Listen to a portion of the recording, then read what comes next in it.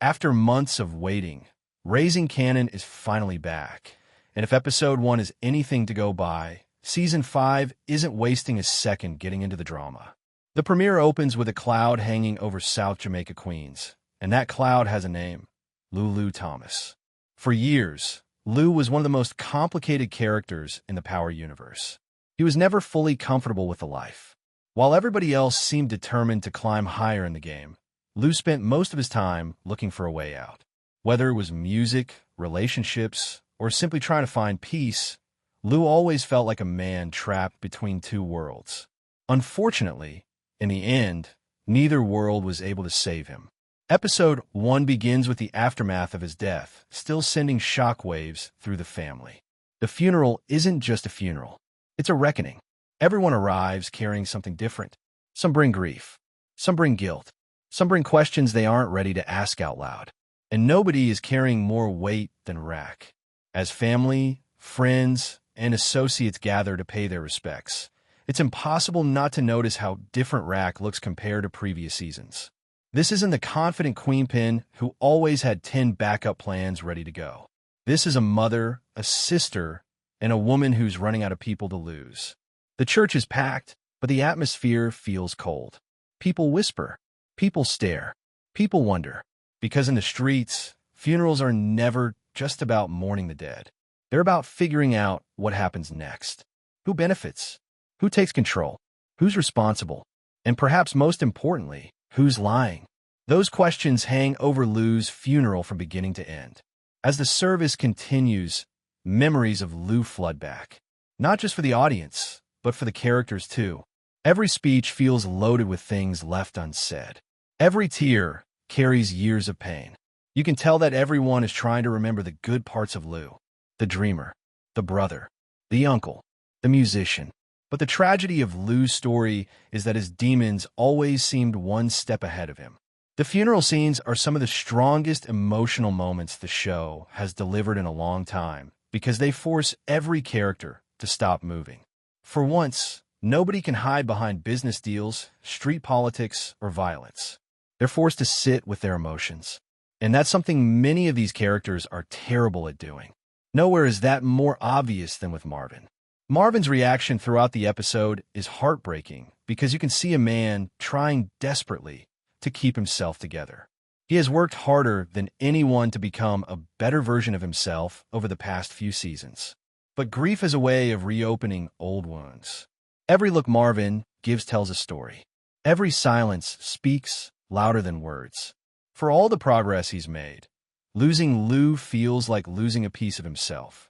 The Thomas family has survived wars, betrayals, prison sentences, and countless enemies. Yet somehow this loss feels different. Maybe because this one came from inside. Maybe because nobody saw it coming. Or maybe because deep down, everyone knows there were moments when they could have helped Lou more. That's the tragedy hanging over the entire episode. But while everyone else is grieving, Rack is already thinking about survival. Because that's what Rack does. And this is where the episode really starts shifting gears. As emotional as Lou's funeral is, the real story underneath the surface revolves around Kanan. Season 4 ended with Kanan becoming more dangerous than ever. He's no longer the confused kid trying to figure out who he is. He's becoming the man we eventually meet in power.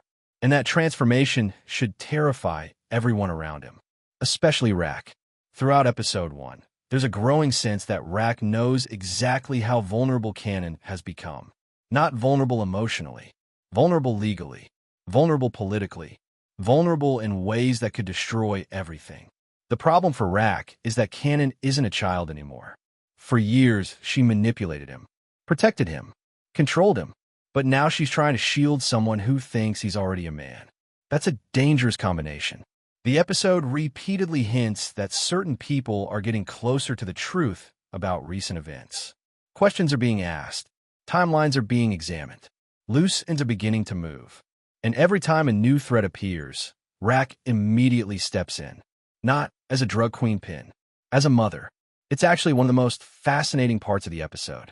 No matter how much damage their relationship has suffered, Rack still sees protecting Kanan as her primary mission, even when it means lying, even when it means manipulating evidence, even when it means putting herself directly in danger. Rack knows something that Kanan doesn't fully understand yet.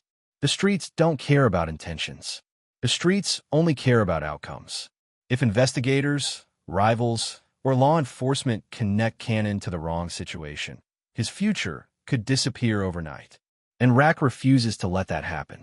The cover-up aspect of the episode is handled brilliantly because it doesn't feel like some elaborate criminal mastermind plan. It feels desperate. It feels messy. It feels human. Rack isn't covering for Kanan because she thinks he's innocent. She's covering for him because he's her son. That's a huge difference. And that emotional conflict drives almost every decision she makes. Meanwhile, the streets continue moving. One thing Raising Kanan has always done better than most crime dramas is showing that life doesn't stop because someone dies. Even after a funeral, business continues. Power vacuums form. Enemies become bolder. Allies become nervous. And that's exactly what's happening here. With Lou gone, the balance inside the Thomas family feels completely different. Everyone is trying to figure out where they fit. Everyone is recalculating. Everyone is looking at the future. And that future suddenly feels uncertain. The most dangerous thing about uncertainty is that it invites ambition. Whenever there's weakness, somebody eventually tries to exploit it. Season 5 episode 1 spends a lot of time quietly setting up those future conflicts. Nothing explodes immediately, but you can feel pressure building. You can feel people watching, waiting, planning. It's the calm before the storm. One of the strongest aspects of the episode is how it balances grief with suspense. A lesser show would have rushed through Lou's funeral just to get back to the action. Raising Kanan understands that the emotional consequences matter. Lou's death isn't treated as a plot device. It's treated as a wound, and wounds take time to heal. Some never do. By the end of the episode, it becomes clear that Lou's absence will continue affecting nearly every storyline moving forward. His death changes the family dynamic. It changes business relationships. It changes emotional relationships. Most importantly, it changes Rack. Because for perhaps the first time, Rack looks tired. Not physically, spiritually. She spent years fighting everybody around her. Enemies, partners, police, family. Now she's fighting fate itself. And that's a battle nobody wins forever. As the episode moves toward its closing moments, the tension surrounding Kanan becomes impossible to ignore. Every protective move Rack makes creates another secret. Every secret creates another risk. Every risk creates another potential disaster. It's a cycle we've seen before in the Power universe. Parents trying to protect their children. Children refusing to listen. Small lies becoming massive problems. Season 5 seems ready to explore that theme more deeply than ever. And honestly, that's what makes this premiere so effective. It isn't trying to shock viewers every 5 minutes. Instead, it's laying emotional foundations. Lou's funeral gives the season its heart. Rack's cover-up gives it tension. Kanan's growing transformation gives it danger. Put those 3 elements together, and you have a premiere that feels like the beginning of something major. By the time the credits roll, one thing is painfully clear. Lou may be gone, but his death is going to shape everything that happens next. The Thomas family is fractured. Rack is carrying more secrets than ever. Kanan is moving closer to becoming the ruthless figure we know from the future. And somewhere in the background, the consequences are already starting to catch up.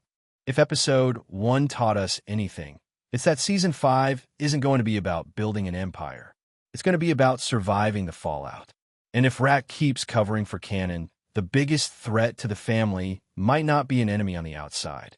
It might be the secrets they're keeping inside their own house. Because in Raising Kanan, secrets always come due.